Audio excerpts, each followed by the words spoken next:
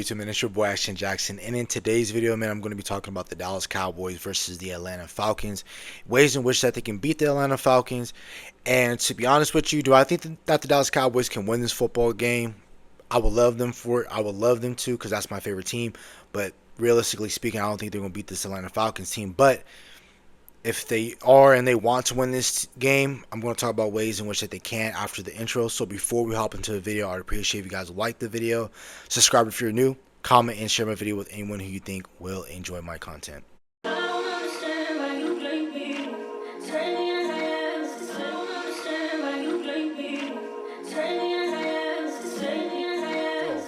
Most ways in which that you know that you're going to win a football game more times than not will be through the injury report. So first off, I'm going to start off with the Dallas Cowboys injury report. And right now, DaRon Bland and Micah Parsons both have been ruled out of Sunday's matchup. So that already takes away two All-Pros. That takes away your best pass rusher. That takes away your second best corner on the team. And then also adding on to that injury report is Trayvon Diggs. They said they had a slight tear in his calf. Nothing season-ending, nothing career-changing, but that he is a game-time decision on Sunday versus the Atlanta Falcons. If I'm, not the Cowboys or anything, if I had to guess on it or put any money on it, which I won't, but if I had to guess or whatever, I think that he won't play. If he doesn't play, your cornerback room looks terrible, and really who's probably going to play? Maybe it's probably going to be Kellen Carson. I think is going to play on the outside at the outside corner. I think your opposite outside corner might be either Israel Mukwamu or it might be Andrew Booth, or you might have to switch up your cornerback room. You might have to elevate Keemon Hall, who got that pick six versus the Raiders in the preseason matchup. So it's going to really depend on what this Dallas Cowboys want to do defensively in the secondary. But honestly, I think when you don't have Micah Parsons and you don't have DaRon Bland, and then Trayvon Diggs is also in question, I don't think that you're going to be able to defend this team in the secondary wise, because I think when you have Darnell Mooney, Rayway McLeod, you got Drake London, you got Kyle Pitts, Tyler Algier, Bijan Robinson, guys that can go out and line up on a route. I think that's going to be tough for you to go out and defend this team properly like how you would. So really that's pretty much it for the Dallas Cowboys on their injury report. Limited participation was Eric Kendricks. He's still dealing with a shoulder injury, and you can also tell that when he was playing versus the San Francisco 49ers, he didn't look like his full self. Linval Joseph had a back issue. Zach Martin has a shoulder issue, but I think Linval and Zach, those are more like your veteran days, like they're, you put someone on the injury report, that they were dealing with, but it's nothing that's going to hinder them from playing on Sunday. Full participation was Kellen Carson, Jordan Phillips with a wrist, and then, of course, Brandon Aubrey. They just list him down for jury duty. And then for the Atlanta Falcons, looks like Ruke or their rookie from Clemson is not going to play. That's their interior defensive lineman. Full participation was one of their best safeties on the team outside of Jesse Bates, with that being Justin Simmons. He had a full participation. Caden Ellis had a full participation. Troy Anderson, their outside linebacker, was limited participation. And then Chris Lindstrom, that's their really good offensive lineman. That's probably their best offensive lineman and their best interior offensive lineman, where Chris Lindstrom had limited participation in this week, be it with a knee injury. So the number one thing in ways in which that we the Atlanta Falcons is, number one, is that we have to tackle. Bijan and Tyler Algier, they're going to catch the ball into the flats on check down routes if we do find a way to block it up and defend in the middle of the field, or we have it locked up on the outside. I do believe, and I know from watching a lot of Atlanta Falcons games, that Kirk Cousins will check the ball down when he needs to. He will make the smart play 9 times out of 10, and when he does, he's going to throw the ball out to Bijan Robinson. He was one of the best prospects coming out in 2023, and he's one of the best running backs in this league. So if you can't tackle him, it's going to be a long, tough day, like how it was versus the Detroit Lions when they had two really good backs, and that's what the Atlanta Falcons kind of remind me of from their tandem of their two running backs. Tyler Algier reminds me of a David Montgomery. I think David Montgomery is better, and then I think Bijan Robinson is similar in play, close to Jahmyr Gibbs, where you can line them up on a route, they can beat you on a real route, and they can run actual NFL wide receiver routes, and then they can break tackles as well. So I think Bijan Robinson and Tyler Algier, they're going to give you tough days, and I think that the Dallas Cowboys haven't shown you at all that they can stop the run this year.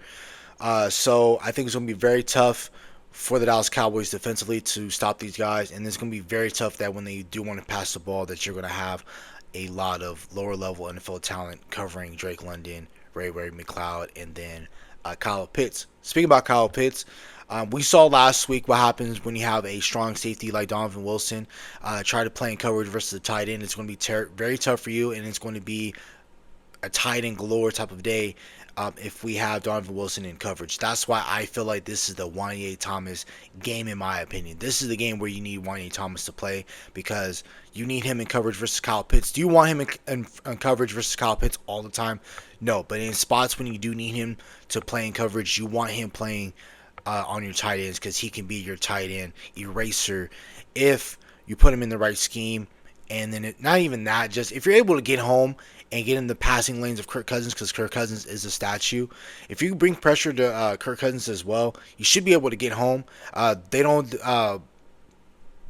block that well. The Atlanta Falcons offensive line, they're having similar issues to us, but they have a better record because they have better talent, right?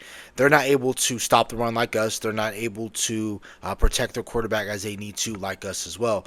So since they're not able to do those things, it's going to be very tough for the Atlanta Falcons to come and win this football game. But I think they can because they are a very much better football team than we are, right?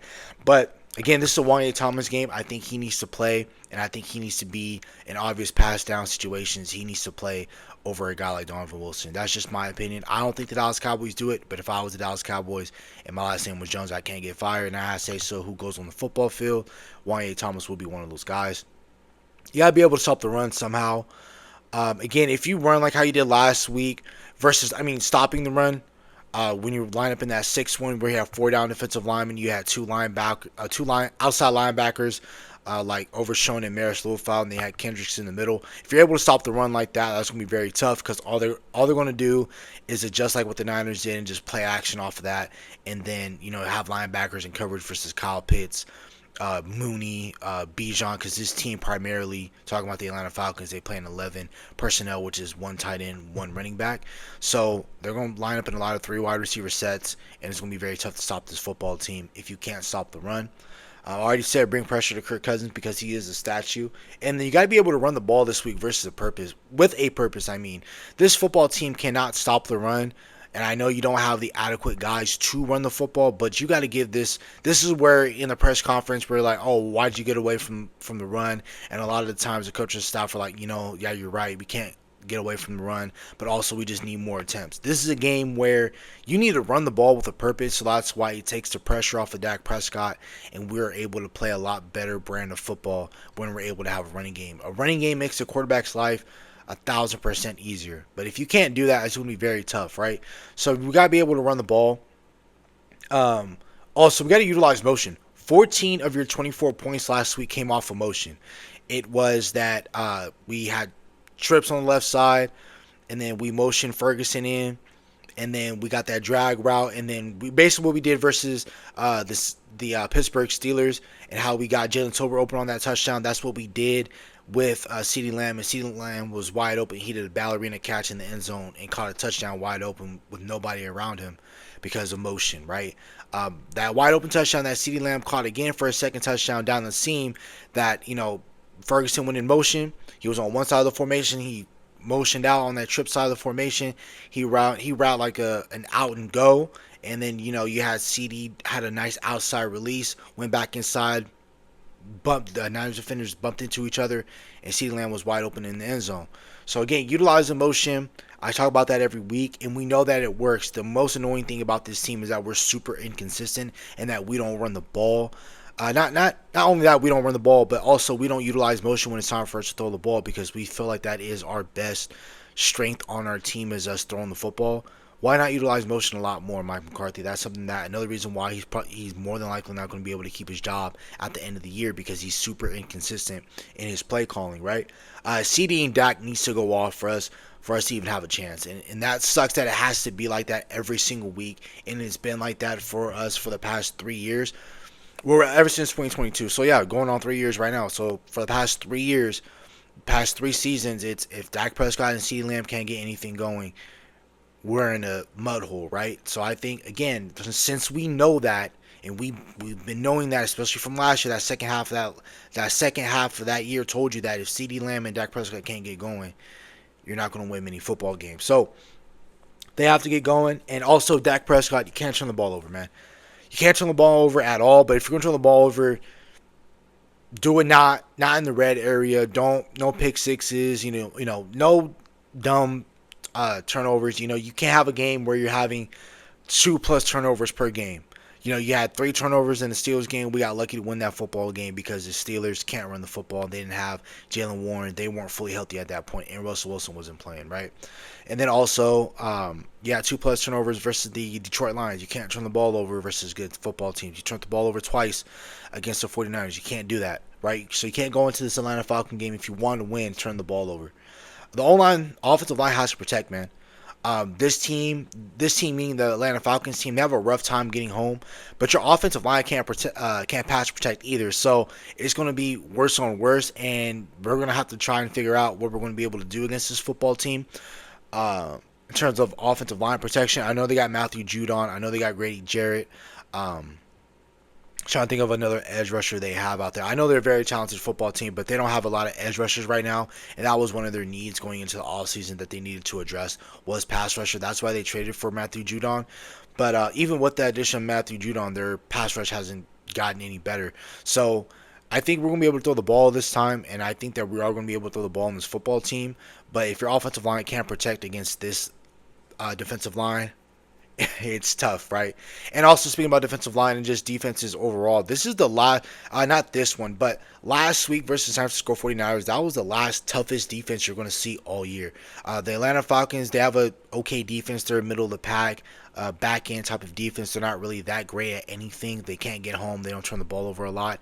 But if you give them opportunities, AJ Terrell, their cornerback, will be able to make some plays. They got Jesse Bates. They got Justin Simmons that can go out and make plays.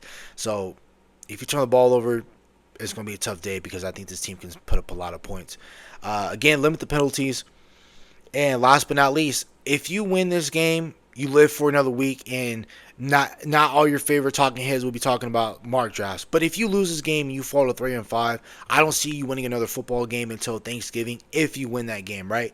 But again, limit the penalties.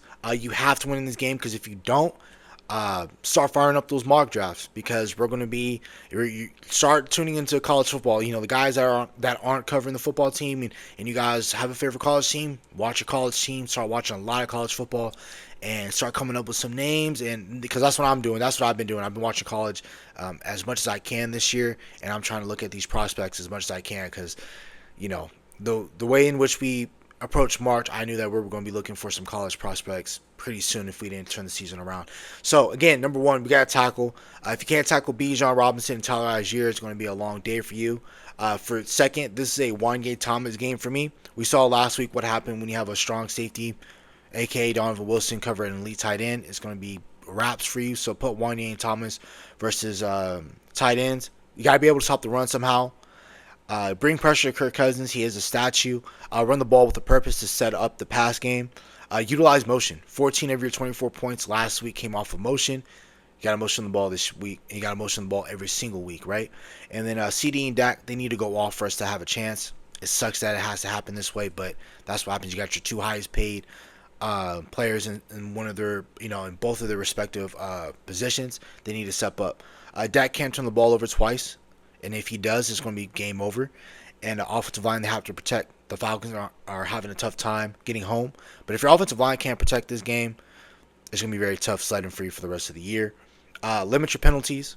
And then last but not least, again, win. If you don't win, start firing up those mock drafts. I'm probably going to be seeing a lot of Ashton Genties, a lot of defensive tackle, the one from Kentucky, or the other one from Mason Graham, I want to say, from Michigan. I know a lot of us don't like Michigan prospects. I don't mind Michigan prospects. If you can put them in a system that works, I know that we don't have, outside of Jordan Lewis, we don't have much luck with Michigan defenders. But if we can get us, an Aiden Hutchinson, man, with a Mike Parsons, I would love that. Rashawn Gary, I would love Rashawn Gary right now on this defensive team. So that's about it for the video. Hope you guys have a nice day. Stay safe, stay blessed. Bye.